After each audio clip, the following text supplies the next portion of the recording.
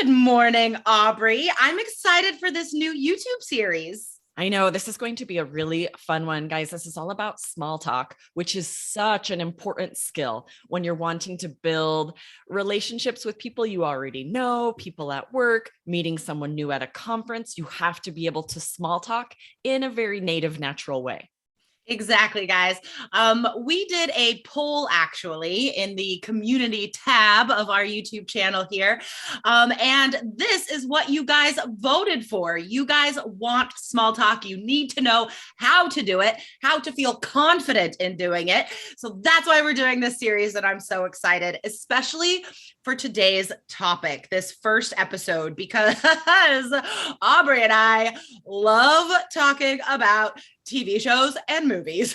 I know everyone does, right? That's why we're like, oh, we got to talk about this because this is the easiest thing to bring up when you're having some small talk. Everyone will have something to say. Yeah, it's true. And it's fun. It's lighthearted. It's upbeat, right? There's, even if you end up talking about a pretty serious show, you're still talking about something fun you choose to do in your free time. So it's always going to be good. Yeah. And learning about what other people are watching sort of gives you an insight into them.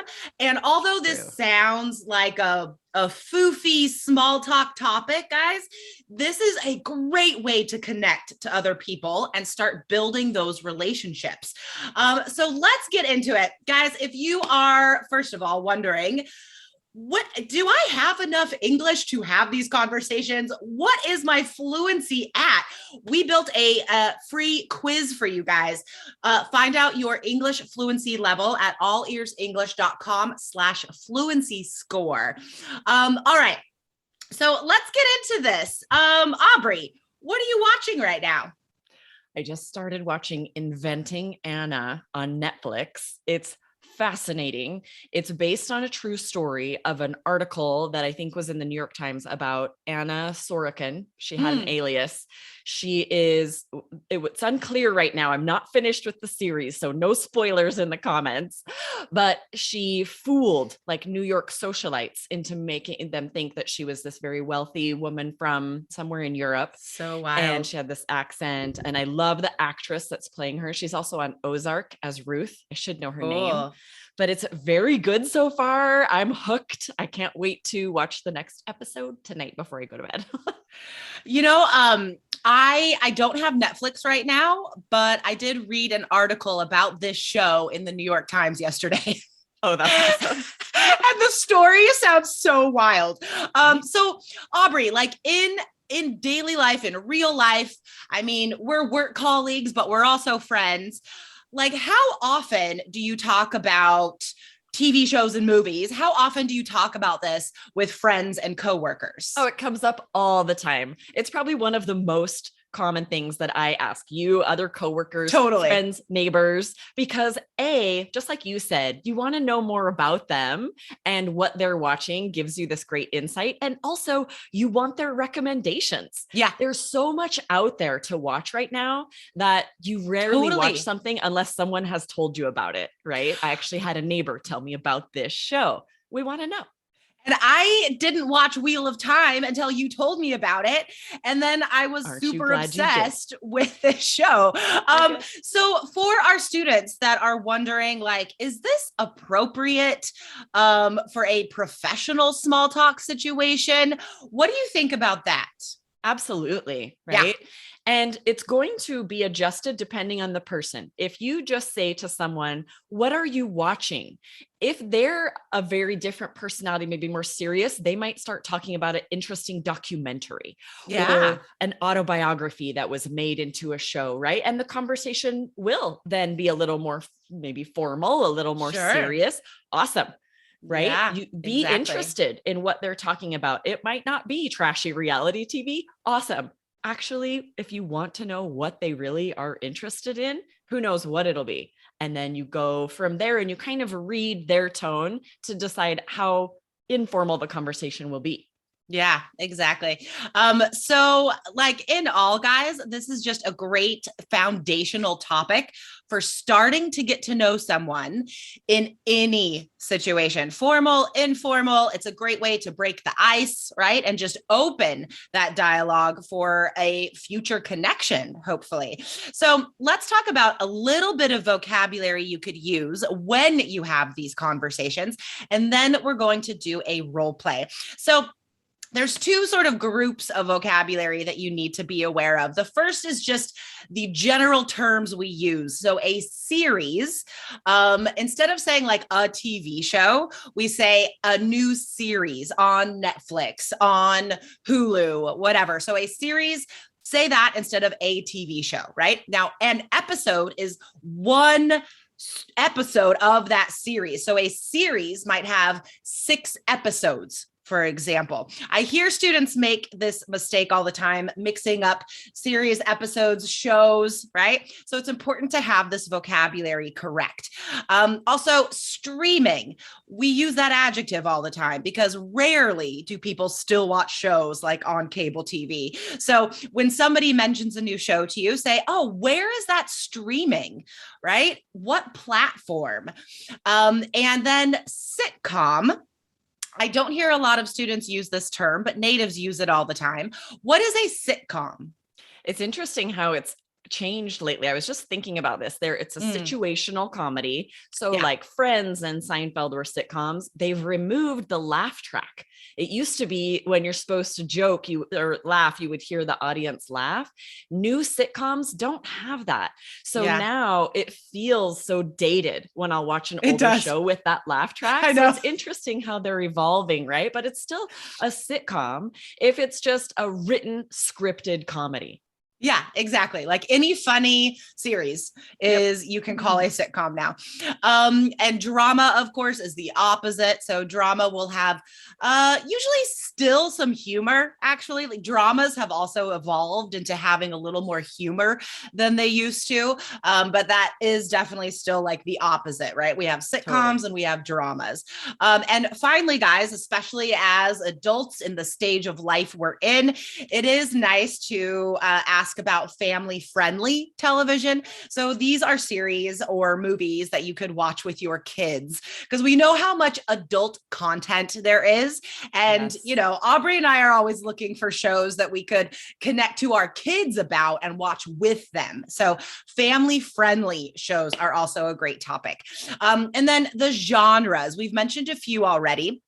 We'll just throw a few more out there, guys. Sci-fi, that's one of our favorite genres, I would say, both of us. We have very similar tastes. We do, actually. And then we also have, of course, comedies, police procedural, which sometimes you'll have a comedy take on that. Like, what's the name of the one out of New Zealand? That's like a comedic police procedural. Oh gosh. Now I can't remember the name. Yeah, there could be like Brooklyn Nine-Nine, right? Yes, that's a sitcom. But police procedurals are usually more serious, like CSI or NCIS or like one of those, Law and Order. Minds, totally. And there's thousands and thousands of episodes, all these different seasons. I can't even with there's just too much. I can't get into those. You know what I really love is when a show sort of breaks a genre, like changes something in some way. Have you seen Murderville? There's this new show. Will Arnett is a comedian that was on Arrested Development. Yeah. He's the main guy, and half of it's scripted. Him and some of the actors are following a script, but then they bring on a celebrity guest that has to improv, and they're just kind of running with what's happening, and they're trying to figure out who done it. So there's all these clues. That sounds the so actors awesome. Are feeding them. It's so fun and so different. I love that when it's sort of breaking the barrier of what you expect, and that makes it more fun to talk about with people. Where is that streaming? Oh, good question. Was it on? It's on Hulu, maybe. Netflix? Okay, Murderville. You'll have to check it out. I'll find it. So just to backtrack a little bit, guys, sci-fi is a show. It's usually like futuristic. There's lots of like futuristic technology involved in it. That often gets confused with fantasy. Now, a fantasy show it has magic. Magic is real in fantasy shows. So like Game of Thrones, right? Wheel of Time, as we talked about. Drama we talked about already. It's a genre as well. Documentary. Now, documentary, I think still is different than reality TV.